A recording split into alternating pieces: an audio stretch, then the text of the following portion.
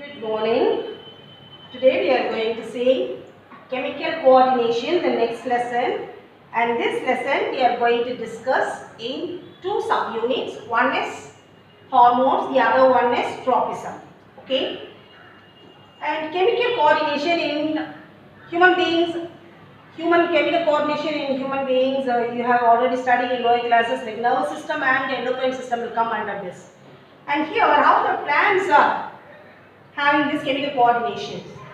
First, same like in the endocrine system, endocrine system secretes hormones. So they control so many activities like thyroxine and insulin. All these hormones secreted in our body. Same like the plants also produce hormones. Hormones are being produced in plants. So chemical substances that are produced in plants which control the activity of the plants are called hormones. They are also called as phytohormones because they are produced in the plants, phytohormones. And now we are going to see what are the main hormones produced in plants. One is auxin. Indole acetic acid is a main auxin, main type of auxin. And where it is produced? It is produced in the shoot apical meristem, meristem cells, meristematic cells. Last year you studied the type of tissues, meristematic tissues, shoot tip and root tip, all the growing parts, this meristematic tissues are present. So it is seen, it is produced in shoot and apical meristem. At young leaves, all these places, these auxins are being, hormone auxins, phytohormones are being produced. Next, what was its function? Cell elongation. When the cell elongates, that leads to the elongation of the organ part. Okay. So it induces growth. Then apical dominance. Apical dominance means if you take the shoot, it is keep on growing. Okay. Just because it is growing, we cannot see any lateral buds. We cannot see any lateral buds. So here it is dominating. The apex of the shoot apex is dominating. This is called apical dominance. And this apical dominance is induced by the auxins. Next comes the parthenocarpy. Seedless grapes. You all are sitting at home and eating seedless grapes. No? These seedless grapes, how we are getting? It is produced by parthenocarpy. Parthenocarpic fruits are seedless fruits. The fruits which are developed without the act of fertilization. Without the act of fertilization, the fruits which are developed are called parthenocarpic fruits, and that parthenocarpy is induced by this auxin. Next comes the gibberellins. Gibberellins are produced in apical meristem, and they are also responsible for elongation of the cell, but their effect is more. Due to this elongation of the cell, sudden elongation of the stem, it is called bolting. Bolting is a sudden elongation of the stem. See, you can see the shoot here. Can you see the stem, the distance of the stem? And this shoot, this stem, suddenly it is grown longer. Okay, this is called bolting. This is called bolting. So, bolting is induced by gibberellin. Sudden elongation of the stem is called bolting. It is induced by gibberellin. Then seed dormancy. What and all I have underlined are important key words. Seed dormancy. Seed dormancy is it will not allow the seed to germinate. Seed will undergo dormant period during which it will not germinate. Okay. So that is induced by seed dormancy. It will break. It breaks the seed dormancy. Okay. Even if you sow the seed also, it will not germinate for a long time. So what they will do, in the nurseries, when they sell the seeds, before they preparing the packet, they will soak it in the gibberellin so that it will break the seed dormancy. Okay. Then delay senescence. Senescence is aging of plants. Plants are very old.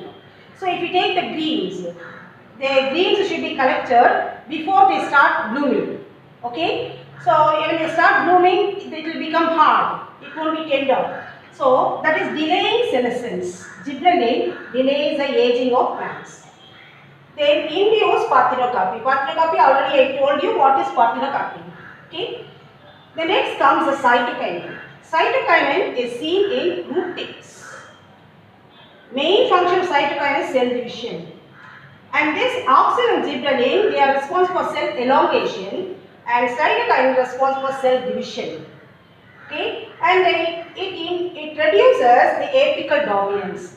This one is auxin, apical dominance is induced, and here it is reduced. It suppresses the apical dominance. That means the apex flower, the apex will not be, the shoot apex will not be growing. So that because of that, all the energy will be taken by the lateral buds. So by doing this, the cytokinin helping the plants in cell division, and by apical, reducing the apical dominance or suppressing apical dominance produces number of lateral buds which produce more flowers and fruits. The next, ethylene. Ethylene is the one and only hormone which is seen in the gaseous state. And this ethylene is seen in leaves, seeds, fruits. If you take the hormones, so hormones are produced in one place and distributed to the different parts in our body as well as in plants. But here in ethylene, it is staying in the place where it has been produced. Okay, so that it is produced leaves, seeds, and fruits. You would have seen in now we are going to have mango season, and mango they will say they will spray something and they will make the fruit to ripen faster. It is not naturally ripen. They will ask whether it is naturally ripen or by spraying the gas. That gas is nothing but ethylene. Okay, and the stone, like ethylene stone, they will keep to make the fruits to ripen. So it is because it is important for fruit ripening. Okay, this is only gas which is a hormone which is seen in the gaseous state. Next comes the abscisic acid. Abscisic acid is seen in fruits, seeds. It induces dormancy.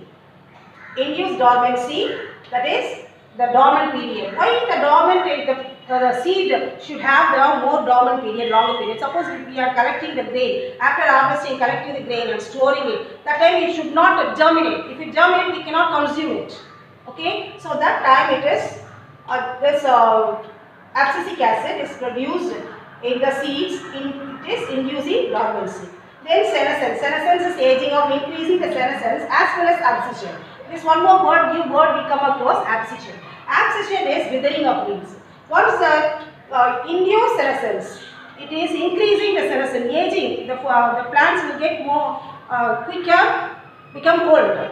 Okay, when the leaves become old, they will lose all the chloroplast and they will become yellow in color. They will wither. So that withering of leaf is called abscission. Okay, once if the leaves are withered, what happens? Only the stem during the summer season you can see all the trees, only like all the branches will be there, leaves will not be there.